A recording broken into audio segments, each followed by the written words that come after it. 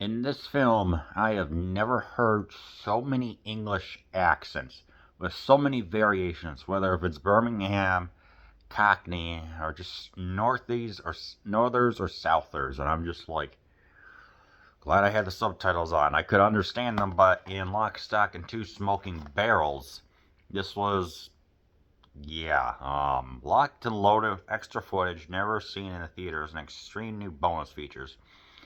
This criminally funny film takes fans on a crime spree that's more edgy and hilarious than ever before.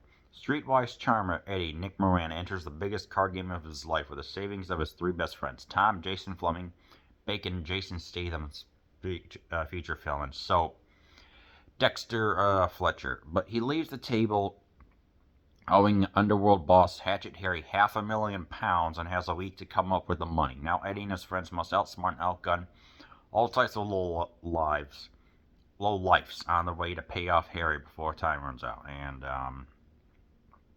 this is something else, all right. It's there's a lot of kineticism here around this time. This is when action movies were still being good, but it needed a little shot of adrenaline for different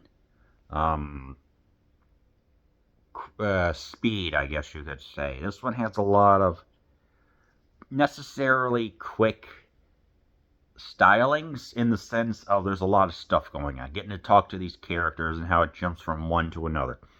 It's not inconsistent. It feels consistent because there's a lot of sides in this movie, is what I know. So it's like saying, "Hey, let's get this big talking tough guy that was named the governor.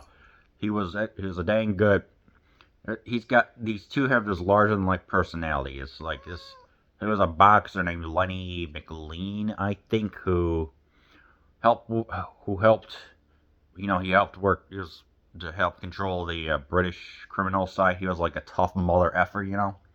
Also a boxer. So he's got one heck of a portrayal in here. But then again, our four characters here of pretty much like this group of guys. It's like saying, "Hey, we want some money, so we're going to go here." But at the same time, they have distinct enough personalities of their own to which you can figure out who is who. So that was pretty good and all. And so obviously the card game is rigged because there's Harry who's putting increasing the odds, and then there's Barry who's seeing what the cards are of the opponent. So obviously that's what you call a freaking that's what you call a deer-sized a deer-sized shithead.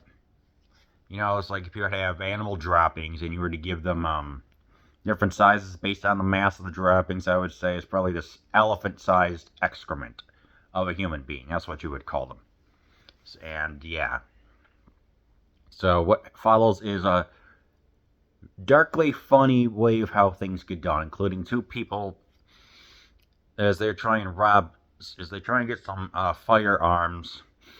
One of them almost gets eliminated, and he's got kind of like this big extreme hairstyle right here, and just to give you an idea of the movie's tone, like there's the hair, and then the bullet graces through his hair. And I'm just like, okay, that was pretty funny. And then we get a lot of quips and exchange and everything with all the chaos going on, including my personal favorite is when the four are attempting to obtain some money and marijuana. For some reason, this guy, they have this cage. It's like there's the place they're robbing has this cage in front of the door, and all the meanwhile, it's like saying, "Hey, let us through." So these bumbling fools are trying to get their way through, trying to even get the key to fit. And it was just funny just to see how incapable they were. But yeah, then we get and instead of the people who installed the cage, instead of having like actual something non-lethal means, with actual like ammunition, they used an air rifle. What? To protect it, and it's like And yeah, and all the meanwhile, the people, like, we know, the marijuana that was stolen, it belongs to this one big guy who's got an interesting beard, mustache, and everything. It's like, you told me that some people um, stole the marijuana and now they're trying to resell it back to me. What are you idiots doing? So what happens is just an intense shootout. I mean, this movie goes bonkers, but in a good way, with all the action and everything of just what's just everything going on of the not mistaken identity, but stealing the marijuana being resold to him. What the heck? All the meanwhile, Harry is there and he sends out his heavy to get his money back, and that was something else. I mean, yeah, the threat is real. Yeah, because it's Harry the Hatchet and Barry the Baptist. That makes for some good villains, especially with Harry's mustache for whatever reason. I don't know.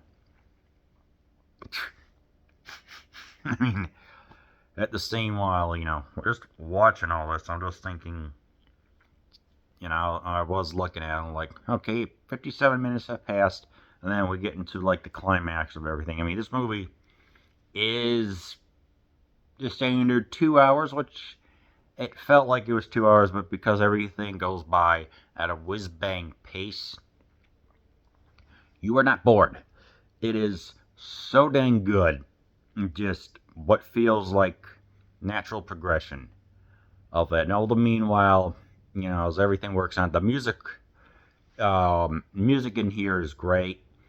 You got "I Want to Be Your Dog" by Iggy and the Stooges, because when Eddie realizes he has to pay £500,000 in a week to Harry, just realized that he's pretty much just going to be a little B word. And then there's some music that's used ironically at the end, or when the camera zooms around and they play like a James Brown number or whatever. So I'm just like, yeah, that's really good. What some people may not enjoy is, if you're not used to this, it took me a little bit to get used to Guy Ritchie's style of kineticism in this movie with all the intensity and action. So you may be scratching your head wondering, what's the point of all this? But, it's it's a different style. It's got more British sensibilities, well, with the accents.